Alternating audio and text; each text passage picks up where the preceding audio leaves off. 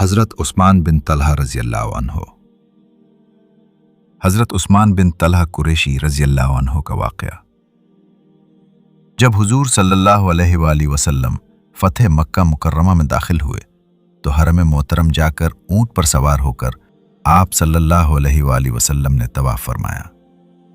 پھر حضرت عثمان بن طلحہ رضی اللہ تعالی عنہ کو بلا کر چابی طلب کی۔ چابی ان کی والدہ سلافہ بنت سعید کے پاس تھی۔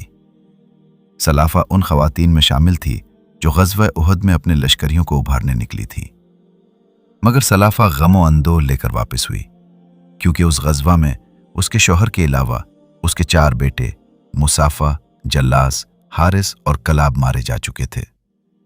غالباً کچھ اس کا غصہ یا یہ خیال کہ اگر چابی دے دی تو واپس نہ ملے گی، اس طرح یہ سعادت چھن جائے گی، اس لیے حضرت عثمان بن طلحہ کے چابی ماننے پر صاف انکار کر دیا اور کہنے لگی کہ اگر انہوں نے چابی لے لی تو کبھی واپس نہ کریں گے۔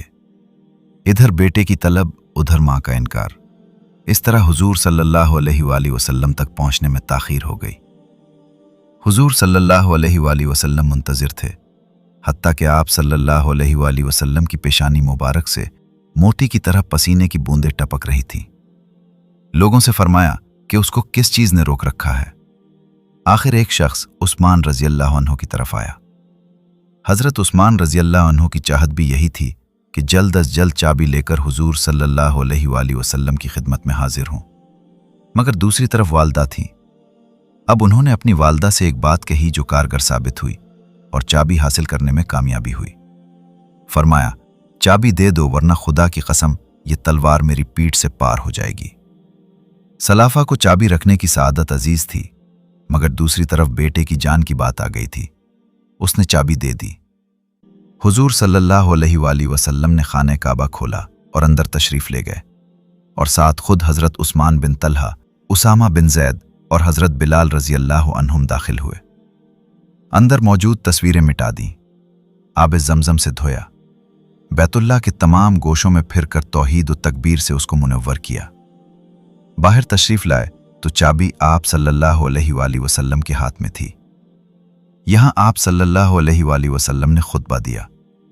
اس سے فراغت پر حضرت علی رضی اللہ تعالی عنہ نے خواہش ظاہر کی کہ یہ چابی ہم کو عطا کیجیے تاکہ سقایا کی طرح کلید برداری کا شرف بھی ہم کو حاصل ہو۔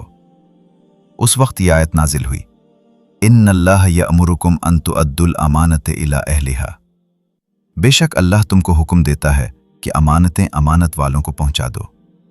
پھر سرور کائنات صلی اللہ علیہ وآلہ وسلم نے عثمان بن طلحہ رضی اللہ عنہ کو بلا کر چابی مرحمت فرمائی اور یہ فرمایا کہ میں نے خود نہیں دی بلکہ اللہ تعالیٰ نے تم کو دی ہے، اور یہ بھی فرمایا اس کو ہمیشہ کے لیے لے لو، اب یہ تم سے سوائے ظالم کے اور کوئی نہیں لے گا۔